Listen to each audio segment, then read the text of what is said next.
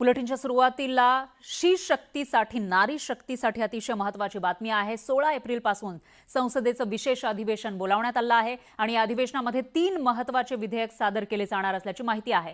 विशेष अधिवेशनामध्ये देशाच्या निवडणूक रचनेमध्ये मोठे बदल केले जाणार असल्याची माहिती मिळते आहे। त्याचबरोबर नारी शक्ती बंधन विधेयकामध्ये घटना दुरुस्ती संबंधी सुद्धा चर्चा केली जाणार आहे। लोकसभेतील सदस्य संख्या 850 पर्यंत वाढवण्याचा प्रस्ताव आहे। विशेष म्हणजे सूत्रांनी दिलेल्या माहितीनुसार महिला आरक्षण विधेयकावर पंतप्रधान मोदी 16 एप्रिलला लोकसभेत संबोधित करणार आहेत। ऐतिहासिक महिला आरक्षण विधेयकावर ते सविस्तर माहिती देणार आहेत। लोकसभेमध्ये या विधेयकासाठी 18 तासांचा वेळ निश्चित करण्यात आल्याची माहिती आहे।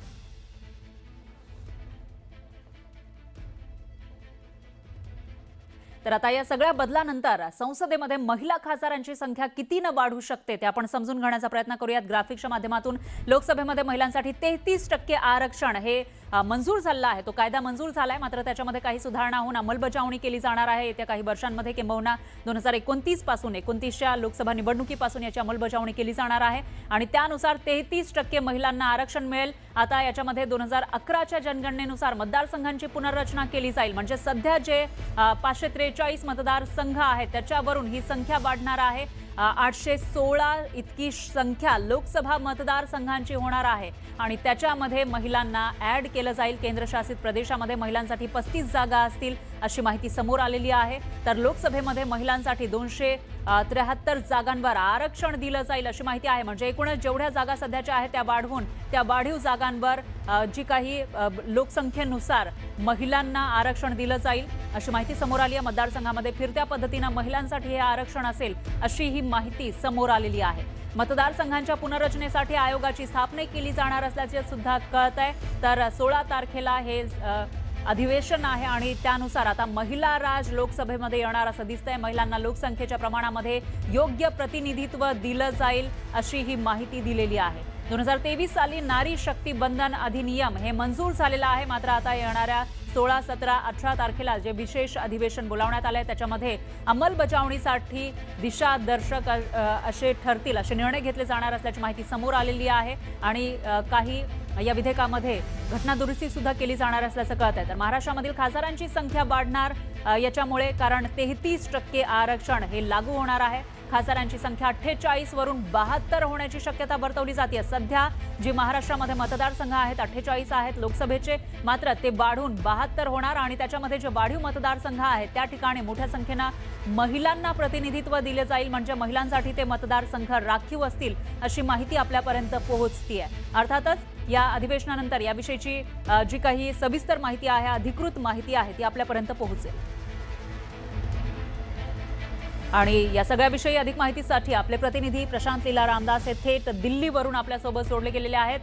प्रशांत, काय सांगाल? आता 16 तारखेपासून हे विशेष अधिवेशन सुरू होत आहे, त्यानंतर लोकसभेमध्ये महिला राज येणार असं दिसतंय, काय अपडेट्स आहेत याविषयी?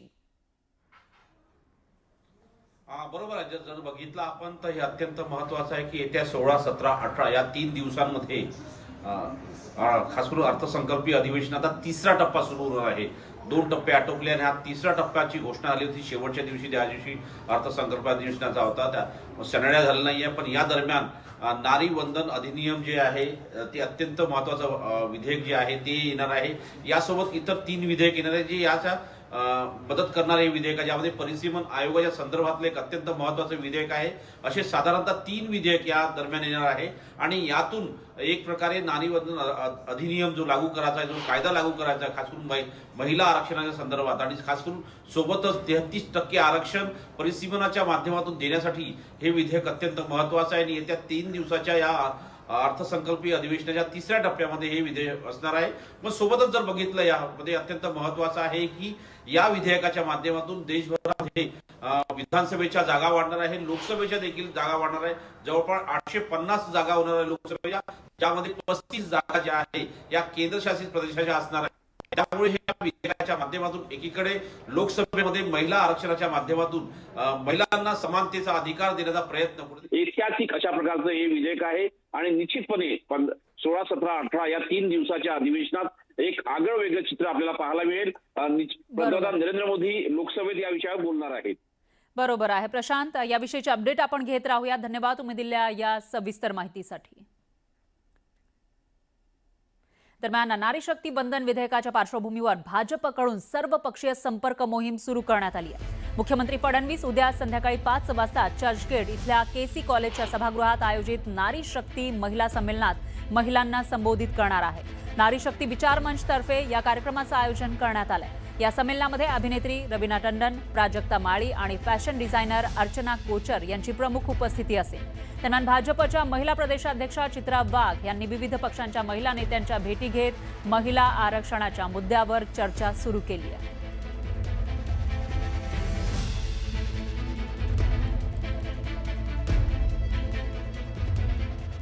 यानंतर एक ब्रेकिंग न्यूज आहे. छत्तीसगडमधील सक्ती जिल्ह्यातल्या सिंगीतराई गावामध्ये असलेल्या वेदांता पॉवर प्लांटमध्ये स्फोट झाला.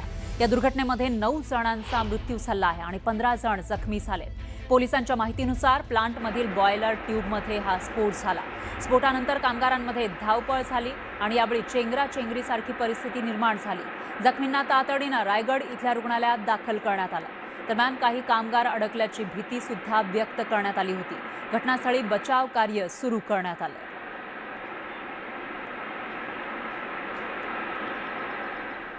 आणखी एक मोठी बातमी आहे. गुजरातमधल्या बडोदरा इथं मुंबई अहमदाबाद राष्ट्रीय महामार्गावर भीषण अपघात झाला.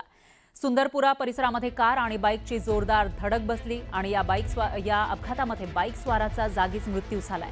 तर बाईकवरील महिला आणि एक चिमुरडी गंभीर जखमी झाल्या. प्राथमिक माहितीनुसार चुकीच्या साईडनं येणाऱ्या कारमुळे हा अपघात झाल्याचं कळतंय. या घटनेचा सीसीटीव्ही व्हिडिओही समोर आलाय. कपुराई पोलिसांनी घटनास्थळी धाव घेत तपास सुरू केला.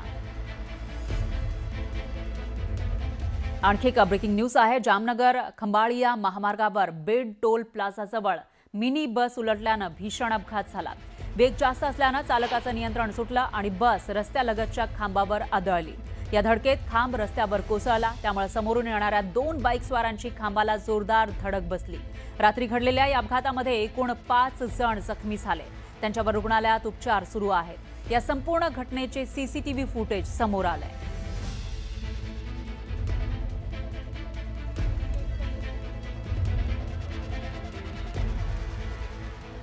पाहुयात पुढची बातमी. विदर्भात उष्णतेचा कहर वाढलेला आहे. सर्व जिल्ह्यांमधील तापमान 40 अंशांच्या पुढे गेलंय. अकोल्यामध्ये सलग 4थ्या दिवशी उच्चांकी तापमानाची नोंद झालेली आहे. आज पारा 44 अंशांवर पोहोचला. अमरावती आणि वर्धा इथं 43 अंश तर नागपूरमध्ये 42 अंश सेल्सिअस तापमानाची नोंद झाली. आणि हवामान विभागानं पुढील काही दिवसांमध्ये तापमान 45 अंशांपर्यंत जाण्याचा अंदाज वर्तवलाय. त्यामुळे नागरिकांनी उष्णतेपासून सावध राहावं, स्वतःचा बचाव करावा असं आवाहन करण्यात आलंय.